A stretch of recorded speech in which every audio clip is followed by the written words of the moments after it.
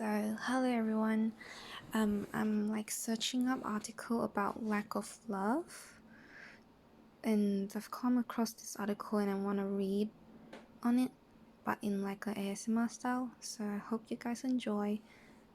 I'm gonna start now. Beneath many of life's problems lies a lack of love. By Steve B. Reed. An early lack of love.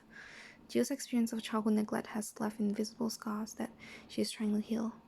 If I was not worthy of time and affection, Jill concludes, I must not be worthy at all.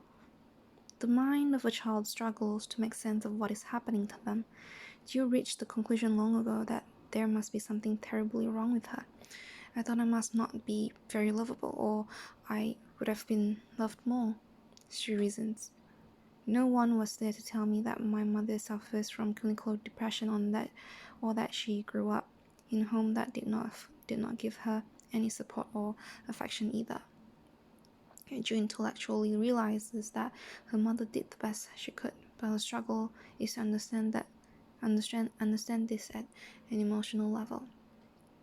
That's the level where that 5-year-old part of her, who's still very much with her, takes responsibility and blame for the love she did not get. Difficulty in romantic love relationships. Much of Jill's self-defeating behavior serves to recreate the type of environment she lived through. Like a magnet, she finds herself drawn to the familiar behaviors and feelings of her earliest years. Jill is now aware of a tendency to fall in love with men who are emotionally and physically absent. Her history has trained her to tolerate it. In an odd way, it feels familiar, like home, and there are few things more attractive than which is familiar. Jill says, I've been conditioned to settle for very little in a romantic relationship. I suppose I don't really feel like I deserve that much. Her belief becomes a self-fulfilling prophecy. Part of the blueprint she follows is leading her along the path to emotional emptiness. Having learned what she lived, she now continues to live what she learned. Problems in the work environment. The wounds that are etched in her self-esteem shape her work life too. Until recently, she worked for a small business that operates more like a dysfunctional family. When my hard work is not noticed or rewarded, I feel disappointment, but a lack of recognition is expected. It's just the way it has been, Jill says. This is so much like me. I'm very hardworking, but I just don't hope for recognition, I just don't hope for anything. So in this sense, I'm very similar with Jill. Jill's willingness to settle for so little for so long also ties back to a conclusion about her own worthlessness. She tolerates more than most people would. For most of her life, she has never even considered that she deserved anything better. This pattern leads her to settle for a work environment that she hates and to believe that she is powerless to change. Training baby elephants. The neglect that Jill's experienced in her family, romantic relationships, friendships, and at work is so pervasive that she rarely thinks to question it. She's conditioned not to struggle. She's like the elephant in the circus. When elephants are very young, they tie a strong chain around one of their legs. Then the chain is locked to a long steel pike that is anchored deep into the ground. The young elephant struggles against its captivity until it decides that it cannot get away. The elephant then gives up.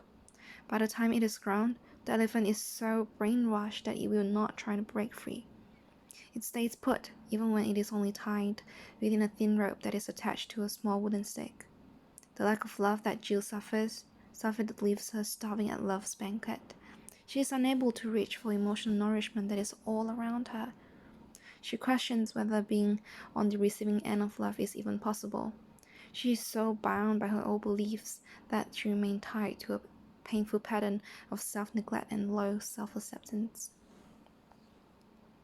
New goal: self-acceptance, self-esteem, and self-love. One thing that Jill does not question is her capability to learn.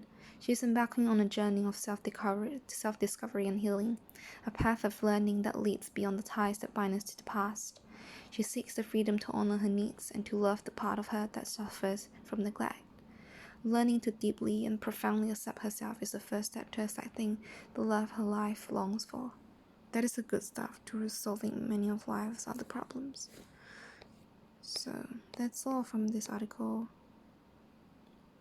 Expert in treatment of panic attacks, anxiety attacks, phobias, post-traumatic stress, generalized anxiety, range of fears, response including fear of public speaking, fear of heights, fear of bridges, fear of blah blah blah, everything. It's real cool. That's all for this article. Thank you for listening.